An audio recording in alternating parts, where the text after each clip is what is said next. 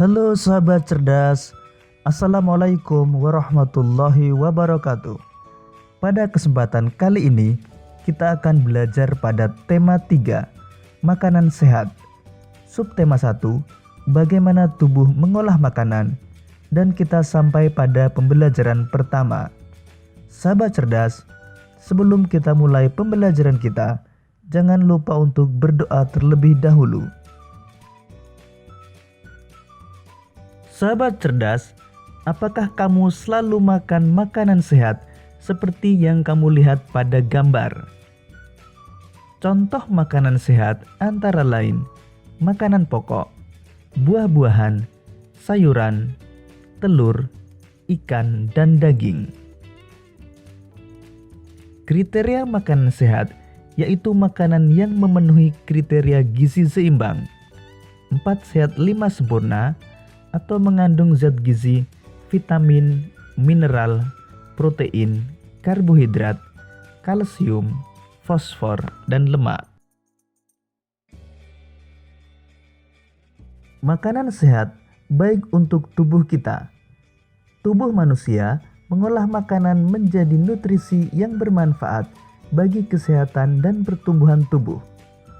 Untuk lebih jelasnya, mari kita simak percakapan antara Edo, Dayu, dan Siti berikut ini.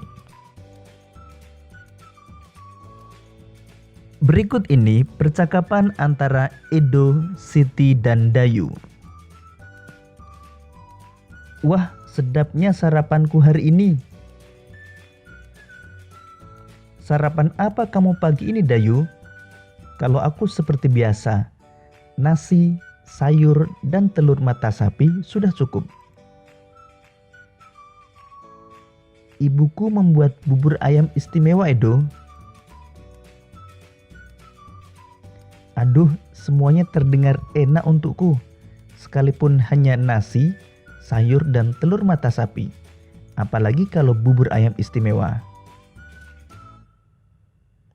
Bersyukurlah kita dikaruniai sistem pencernaan, teman-teman. Dengan begitu, makanan yang kita makan dapat membawa manfaat untuk tubuh kita. Betul juga ya. Apa sebenarnya manfaat sistem pencernaan itu, Siti? Sistem pencernaan merupakan organ yang dapat ditemui pada manusia dan hewan. Sistem pencernaan berfungsi untuk memperhalus makanan sehingga menghasilkan nutrisi yang dapat diserap oleh tubuh. Dengan adanya nutrisi tersebut, maka manusia dan hewan dapat tumbuh dan berkembang dengan baik. Jika makanan yang dikonsumsi itu sehat dan bergizi tinggi, maka manusia atau hewan yang mengonsumsinya akan bertumbuh dengan sehat. Aku pernah melihat iklan tentang bubur ayam dengan beras organik.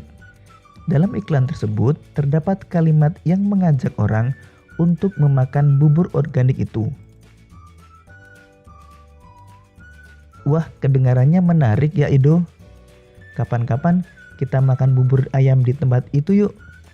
Pastinya lebih sehat karena berasnya organik.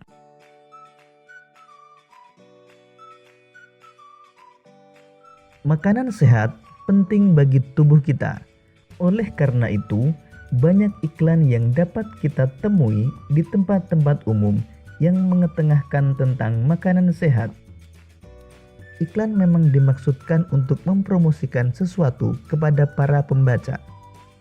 Sekarang mari kita amati beberapa contoh iklan berikut ini.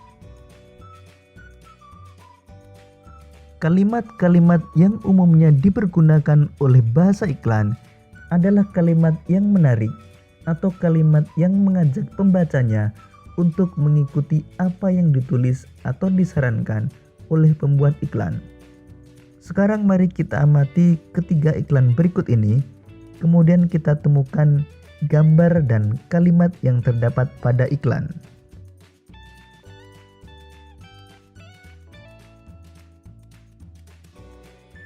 Pada iklan pertama terdapat gambar irisan buah.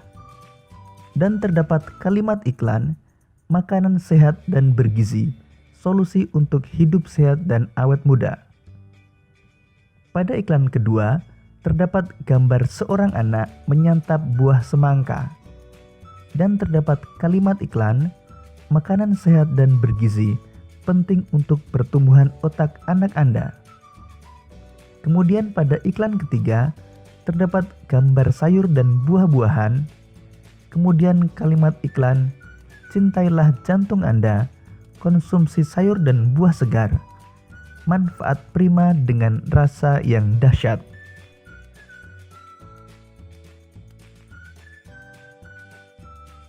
Berdasarkan ketiga kalimat iklan tersebut, kita mengetahui bahwa setiap kalimat iklan terdapat kata kunci.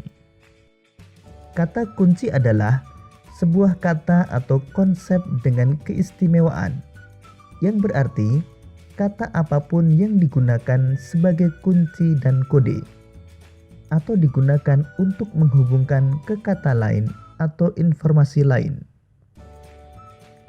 Ciri-ciri sebuah kata kunci adalah 1.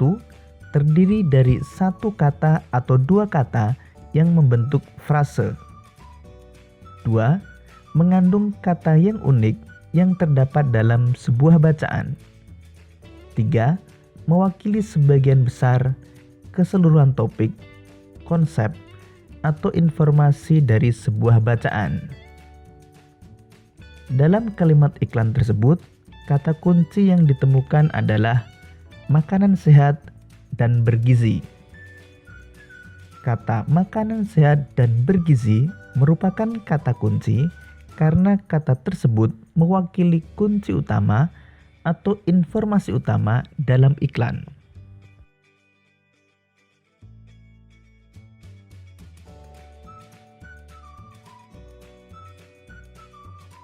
Dengan menemukan kata kunci pada iklan-iklan makanan sehat, kita jadi tahu bahwa masyarakat kita sudah banyak yang peduli tentang pentingnya makanan sehat.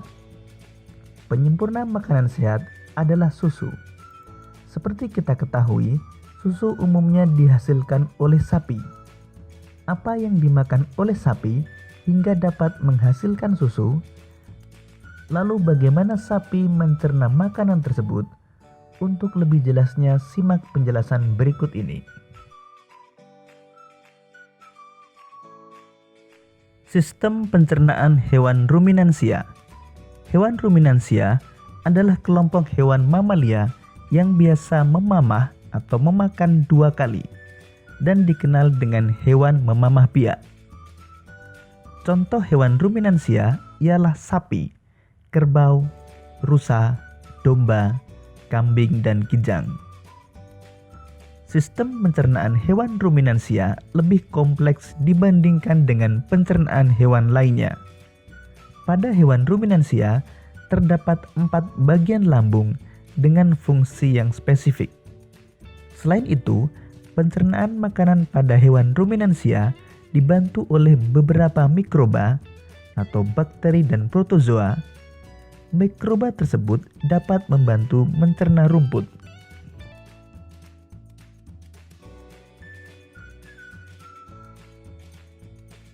Salah satu contoh hewan ruminansia adalah sapi.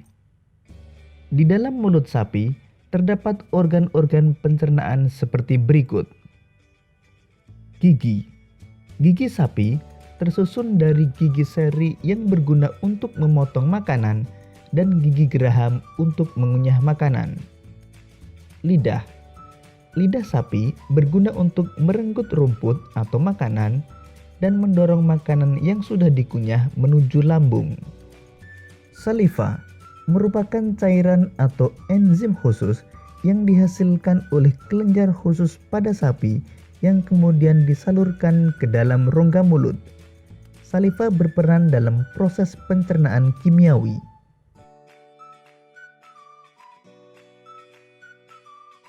Lambung sapi berbeda dengan lambung manusia. Ukurannya jauh lebih besar. Lambung sapi merupakan organ pencernaan yang sangat penting bagi sapi. Lambung sapi terdiri atas 4 bagian. yaitu rumen, retikulum, omasum, dan abomasum. Oleh karena itu, sapi dikatakan memiliki 4 perut. Rumen merupakan tempat terjadinya pencernaan dengan bantuan mikroba atau bakteri. Di sini makanan dicerna hingga menjadi bubur dengan gerakan mengaduk yang dilakukan oleh dinding rumen. Pada saat sapi beristirahat, makanan kembali ke mulut dan dikunyah kembali. Setelah dikunyah untuk yang kedua kalinya, makanan masuk ke retikulum atau perut jala.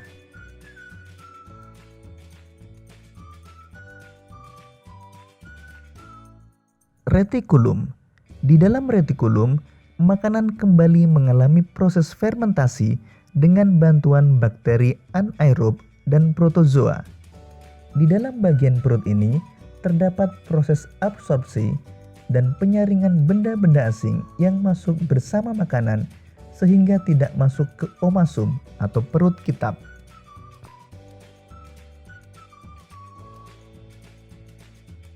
Omasum. Di dalam omasum, makanan dicerna dengan bantuan enzim pencernaan. Selanjutnya, makanan masuk ke abomasum.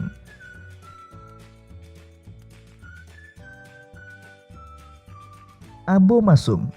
Perut bagian inilah yang sebenarnya disebut dengan lambung. Di sini, makanan dicerna dengan bantuan enzim pencernaan pepsin yang dihasilkan oleh abomasum. Setelah melewati seluruh proses pencernaan makanan di dalam abomasum, makanan bergerak menuju usus halus. Panjang usus halus seekor sapi dewasa dapat mencapai 40 meter. Di dalam usus halus terjadi proses absorpsi dan fermentasi. Selanjutnya, sisa-sisa makanan akan dikeluarkan melalui anus.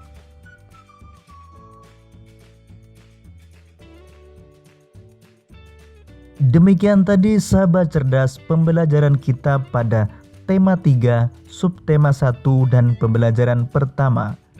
Untuk menguji pemahamanmu, kamu dapat mengerjakan latihan soal yang terdapat pada deskripsi video ini.